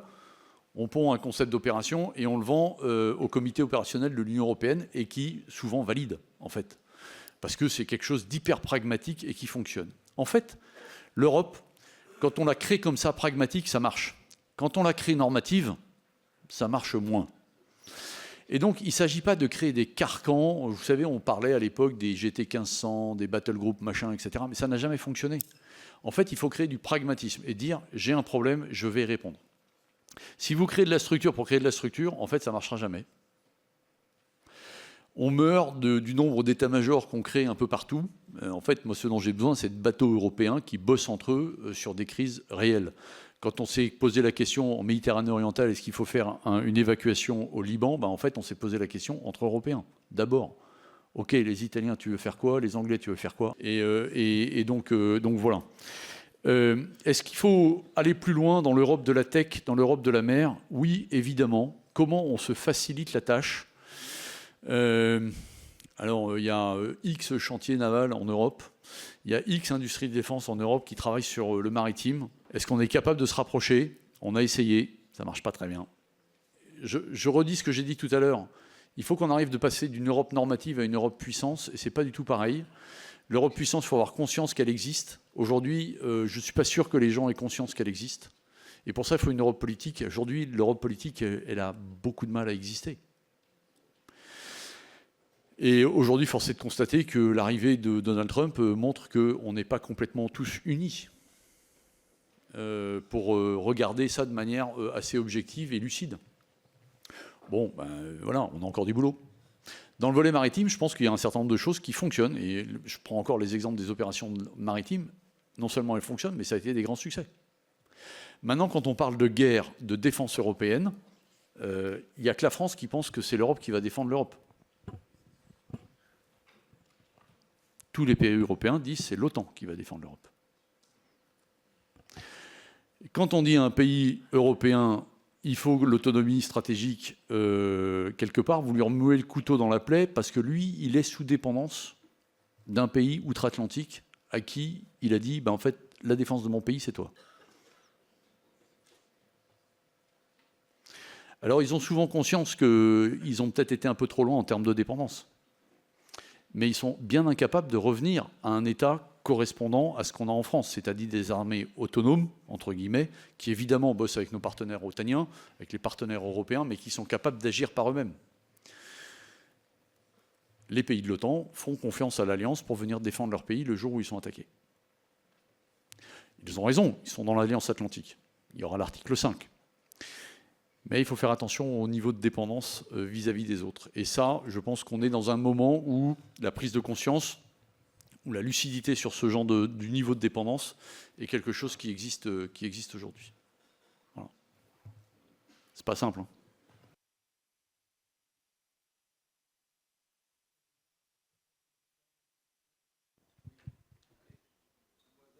Bonsoir Amiral, je suis Marine, étudiante en conservation du patrimoine et ancienne ici en histoire géo. Et ma question est la suivante. Comment voyez-vous l'évolution du statut du marin, notamment avec l'intégration de la robotique en parlant des robots sous-marins démineurs ou avec les nouvelles FDI? Alors, si vous me posez la question de la robotique, est-ce que demain je vois des porte-containers robotisés avec plus personne à bord? faudra trouver l'assureur qui est capable d'assurer 1 milliard de cargaisons avec plus personne à bord. Je pense qu'on n'y est pas encore. Ça fonctionne, hein. Objectivement. Aujourd'hui, le marin qui est en passerelle d'un bateau porte-container, il ne fait pas grand-chose. Il suit surtout son pilote automatique, d'abord. Alors évidemment, il y a quand même un pacha, il y a quand même un certain nombre de choses. Et donc, ça a été beaucoup automatisé. Ça, c'est vrai. De là à enlever l'homme aujourd'hui, j'y crois pas trop. En revanche, la robotique marine, elle existe et elle se renforce. Aujourd'hui, de plus en plus, vous avez des drones de surface océanique qui commencent à se développer, des drones de surface de surveillance des approches. Alors, on parlait d'Israël tout à l'heure. J'ai souvenir d'une escale en Israël avec mon bateau. On était accueillis à 40 nautiques des côtes par un drone. Mais c'était il y a 10 ans. Hein. C'était il y a 10 ans. L'accueil dans les eaux territoriales, parce qu'eux, ils considèrent que c'est 40 nautiques et que c'est pas 12, mais c'était un drone. Intéressant. On a un tout petit peu de retard. Donc aujourd'hui, tout le monde développe ça, et de fait, il y a une vraie appétence pour tout ça, pour l'IA, pour un certain nombre de choses. Bon, il y a un certain nombre de challenges techniques à passer. Il faut la robustesse. Un bateau qui tombe pas en panne, j'en connais pas beaucoup aujourd'hui. Et pourquoi il redémarre? Parce qu'il y a un marin au bout qui répare le moteur. Le moteur parfait qui traverse l'océan et qui permet à un drone de traverser l'océan, voilà, c'est pas encore complètement gagné. Bon. La dronisation, la robotisation, elle a complètement désinhibé l'emploi de la force. On n'hésite pas à tirer sur un drone. Hein. Donc, grosso modo, amis, ennemis, on ne sait pas trop, c'est pas grave, on le coupe en deux, on verra plus tard. Donc, quand vous lancez, vous, votre drone au milieu de l'océan, il faut savoir en fait qu'il risque quand même d'être découpé en deux. Donc, il y a quand même 2-3 petites réflexions à mener sur le tout robotique. Je ne dis pas qu'il ne faut pas aller vers un certain nombre de choses, ça c'est certain. Et on a aujourd'hui dans la marine un drone, quasiment un drone aérien sur chaque bateau, qui nous permet de lancer un œil un peu plus loin que la capacité des radars de notre bateau et d'aller voir ce qui se passe. Mais il faut avoir conscience que le drone, il est éminemment perdable. Et donc, si vous payez un drone qui a le prix du bateau, en fait, il y a un moment où le business model, il va être un peu compliqué. Donc, mais il y a une marge et il y a quelque chose où on peut travailler là-dessus. Évidemment, quand vous regardez le monde sous-marin, l'industrie sous-marine, l'offshore sous-marin, il n'y a plus beaucoup de plongeurs qui descendent très très profond. Il y a beaucoup de drones qui descendent très très profond. Mais souvent, en fait, ceux qui les opèrent, c'est les anciens plongeurs. Parce qu'il y a quand même un petit savoir-faire à développer sous eau. On ne peut pas tout faire avec un drone sous-marin. C'est pas vrai. Pas aujourd'hui. On sait faire pas mal de choses, mais souvent, l'homme, c'est assez intéressant aussi. Donc, j'enlève pas complètement l'homme de la copie aujourd'hui. Hein. En revanche, on travaille d'arrache-pied pour droniser ce qui est dronisable. Aujourd'hui, la guerre des mines, en France, on vient de recevoir notre premier module de lutte contre la guerre des mines entièrement robotisé. Donc, vous avez un drone de surface qui opère un sonar tracté, qui est téléopéré à partir de la Terre et qui vient scanner l'ensemble de nos approches. Mais ça, c'est valable dans nos approches. Le jour où vous mettez le même drone face à un pays hostile, en fait, le pays hostile, il va le découper en deux. Voilà. C'est pas compliqué. Donc, il faut savoir ce qu'on fait. David Maillard, en licence première année d'histoire sciences politiques. Ma question, c'était si les États-Unis, avec Trump, là, ils conquièrent le Groenland et le canal de Panama, quelles seront les conséquences, d'une part pour la géopolitique des océans et aussi pour notre relation avec les États-Unis? Alors ça, je ne répondrai pas à la deuxième question, qui est une question éminemment politique. Mais vous avez remarqué, j'ai parlé des leviers de la puissance tout à l'heure. Les leviers de la puissance, ils sont évidemment militaires, mais ils sont économiques, financiers, également démographiques. On oublie souvent ces aspects-là. Et il faut analyser les puissances émergentes ou existantes aujourd'hui sur l'ensemble des leviers de la puissance, l'ensemble de ce que je viens de donner, pour voir comment agissent les différentes parties. Fort est de constater que le président Trump arrive en ayant des idées à tout le moins décoiffantes, en tout cas des volontés de faire bouger les lignes. Et la manière de faire bouger les lignes, mais il ne nous surprend pas, il est juste un peu plus préparé que la dernière fois, c'est de secouer le cocotier pour voir jusqu'où il peut avancer. Évidemment, quand on se met à la place des États-Unis, le Groenland peut représenter quelque chose d'intéressant, et en termes de ressources naturelles, et en termes de positionnement stratégique vis-à-vis des grandes puissances. Maintenant, le levier qu'il agite est essentiellement économique dans un premier temps. On va voir ce qui peut advenir derrière. Ce qui est certain, c'est que cet esprit de conquête en termes de souveraineté est évidemment perturbant, et je reçois mon homologue danois bientôt. Et je pense que ça sera évidemment au menu des discussions avec lui. Évidemment, le fait de faire bouger les lignes est quelque chose de compliqué à accepter au terme de la Charte des Nations Unies. Donc la question, c'est est-ce que c'est du bluff et est-ce que c'est une manière d'avancer ses pions pour gagner des parts de marché quelque part, ce que je crois assez volontiers, ou est-ce que ça va un petit peu plus loin, et auquel cas ça devient complexe.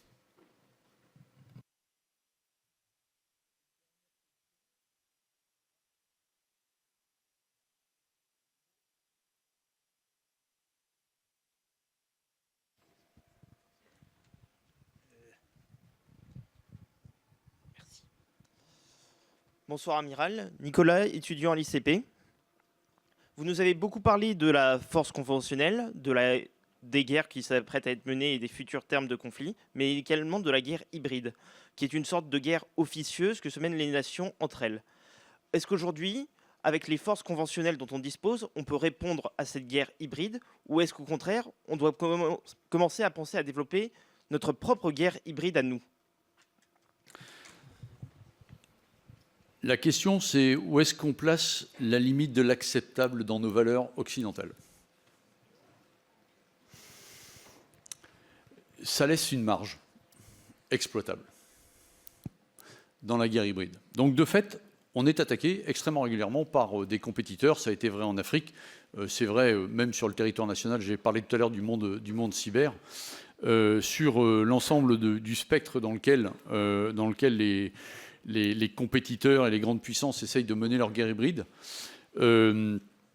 Évidemment, nous devons avoir des modes d'action prêts, j'allais dire sous le seuil, qui permettent de faire peser soit une menace, soit d'adresser un message stratégique à un compétiteur. Après, la question de savoir si on est prêt à le faire, c'est une question politique. Ma mission, moi, c'est de proposer des options. Des plus tordus jusqu'aux plus conventionnels. Et après, à nous, en commun, dans les armées, de voir ce qui est acceptable au regard de nos valeurs. Mais il y a quelque chose qui est extrêmement important à un moment où l'ensemble des puissances jouent avec nos nerfs, et au travers de la guerre hybride notamment, c'est de ne pas s'interdire de réfléchir. Je dis souvent à mes troupes qu'il faut lutter contre le déni d'accès mental. Souvent, on s'interdit de réfléchir parce que non, c'est pas bien, c'est interdit. Ben, en fait, si. Il faut s'autoriser à réfléchir à tout. Et après, la question, c'est d'abord une question politique de savoir jusqu'où on veut aller face à tel compétiteur. Et quand on est attaqué de manière hybride, est-ce qu'on répond de manière hybride? Dans le respect de nos valeurs, évidemment. Dans le respect de ce qui est acceptable pour une démocratie occidentale, et ainsi de suite. Mais si on s'interdit de réfléchir, en fait, on ne fait plus rien. Or, on a quand même des moyens de montrer qu'on est capable de faire un certain nombre de choses. Mais des fois, c'est juste de la démonstration. Le tir torpille sur une coque l'autre jour, c'est pas uniquement pour se faire plaisir. Ça montre quand même à nos amis russes qu'on est capable de le faire et qu'on a les moyens qui fonctionnent. C'est une démonstration, c'est un message stratégique vis-à-vis de nos compétiteurs pour montrer que la France dispose de moyens, de sous-marins capables de couper en deux un patrouilleur. Bon, dont acte. Et d'ailleurs, c'est assez intéressant. L'Iran vient d'envoyer une vidéo montrant un USV, enfin un drone de surface, attaquant une coque au large de ses côtes.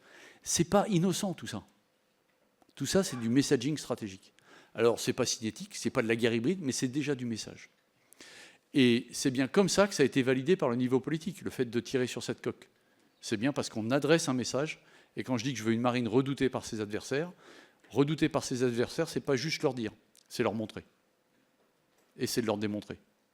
Et quand on fait des essais de missiles balistiques à partir de nos SNLE, c'est pas pour rigoler, ça coûte assez cher. C'est pour démontrer qu'on est capable de le faire et que ça marche. Et que quand on décide, 10 ans avant, de faire un nouveau missile balistique pour nos SNLE, qu'on le développe avec nos industriels, qu'on le fabrique, qu'on l'intègre dans un nouveau sous-marin nucléaire lanceur d'engins, et qu'on appuie sur le bouton la première fois que ça part et que ça fait but, en fait, c'est une sacrée démonstration du savoir-faire français et de l'industrie française. C'est tout l'inverse de SpaceX. SpaceX, il teste à mort et de temps en temps ça marche.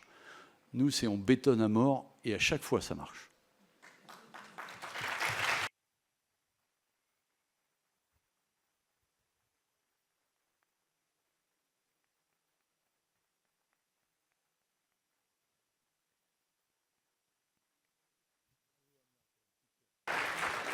Avant, je vous demande encore une quarantaine de secondes. Moi, je rappelle simplement notre prochain mardi de la mer, mardi 11 février, la Corse, enjeu géostratégique. Bon, j'espère que le président Trump n'aura pas dévisé dessus. Et conclusion tout de suite par le président de l'Institut français de la mer. Merci. Encore 30 secondes. Merci Amiral. Vous nous avez dit comment répondre sur le temps long, comment la marine se prépare à répondre sur le temps long à un équilibre de puissance encore inconnu, avec les options les plus tordues ou les plus conventionnelles, dans le respect de nos valeurs. Merci.